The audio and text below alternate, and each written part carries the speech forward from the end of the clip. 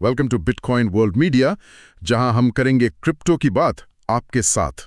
तो आज की जो बड़ी खबर है वो भारत की सबसे बड़ी मोबाइल कंपनी रिलायंस जियो से जुड़ी है। हाँ बिल्कुल, रिलायंस जियो और एप्टॉस नाम की एक टेक्नोलॉजी कंपनी, ये दोनों साथ आए हैं। और जियो मतलब 50 करोड़ से ज्यादा ग्राहक हैं इनके पास। रिलायंस इंडस्ट्रीज का हिस्सा है और दुनिया की शायद तीसरी सबसे बड़ी मोबाइल नेटवर्क कंपनी भी।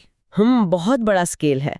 तो ये दोनों मिलकर जियो ग्राहकों के लिए एक नया इनाम वाला सिस्टम बना रहे हैं। इनाम वाला सिस्टम, और ये एप्टॉस की ब्लॉकचेन टेक्नोलॉजी पर होगा, है ना? वो भी उनकी खास तेज और कम खर्चे वाली ब्लॉकचेन। हाँ वही। और अच्छी बात ये लगती है कि ये इनाम सिर्फ डिजिटल चीजों के लिए नहीं होंगे, मतलब आप इन्हें असल दुनिया में इस्तेमाल कर पाएंगे। अच्छा, ये तो फिर काफी अलग है।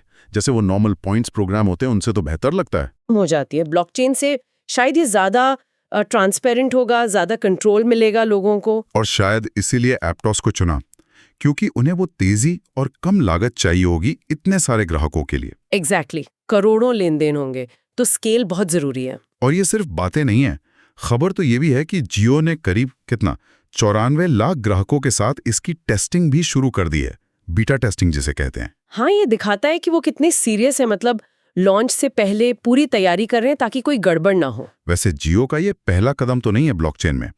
मुझे याद है उन्होंने पहले जियो कॉइन की भी बात की थी पॉलीगॉन पर। वो जनवरी 2025 की बात है शायद। सही याद है आपको, वो पॉलीगॉन नेटवर्क पर था। तो सवाल उठता है कि इस बार एप्टॉस क्यों?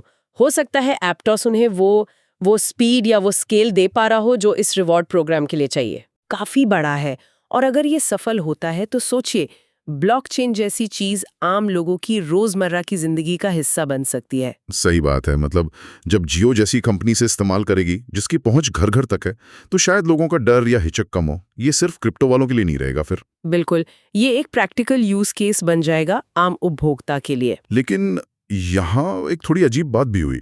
इतनी बड़ी खबर आई, पार्टनरशिप हुई, हाँ, पर एप्टोस का जो अपना कॉइन है एपीटी, उसकी कीमत में कोई उछाल नहीं आया, बल्कि कॉइन मार्केट कैप के हिसाब से तो पिछले 24 घंटों में करीब 5% गिरी है। अच्छा, ये तो थोड़ा सरप्राइजिंग है ना? क्यों हुआ होगा ऐसा?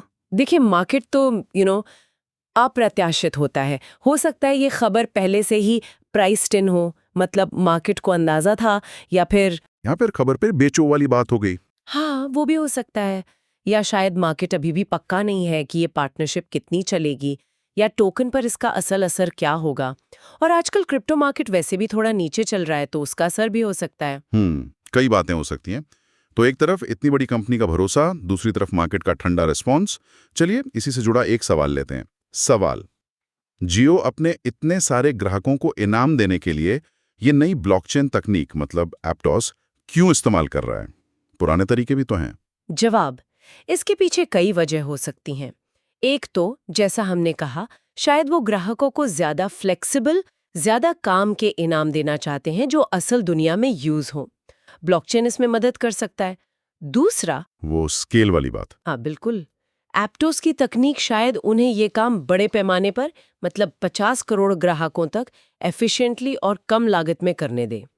और तीसरा, ये जियो की अपनी डिजिटल सेवाओं को बढ़ाने की स्ट्रैटेजी का हिस्सा भी हो सकता है, भविष्य की टेक्नोलॉजी में बने रहना। अच्छा, मतलब सिर्फ रिवॉर्ड पॉइंट नहीं, ये उनके लिए एक रणनीतिक कदम भी है। हाँ, शायद डेटा और कस्टमर एंगेजमेंट के नए तरीके भी मिले इससे। समझ गया। तो चलिए आज की बातचीत के आखिर में एक सोचने वाली बात छोड़ जाते हैं। एक तरफ जियो जैसी बड़ी कंपनी ब्लॉकचेन को अपना रही है, जो इसे आम बनाने का वादा करता है। दूसरी तरफ एप्टॉस कॉइन की कीमत गिर रही है, जो मार्केट की हिचकिचाहट दिखाता है। तो सोचने वाली बात यह है कि क्या ये जो गैप है बड़ी कंपनी के अपनाने और उस टेक्नोलॉजी के टोकन की कीमत के बीच, क्या ये हमें ब्लॉकचेन के भविष्य और उसकी असली कीमत के बारे में कुछ सिखा रहा है? ये वाकई एक दिलचस्प सवाल है। इस पर जरूर सोचिएगा। डेली न्यूज की जानकारी के लिए हमारे चैनल को सब्सक्राइब कर लें। जल्दी मिलते हैं एक नए टॉपिक के साथ। धन्यवाद।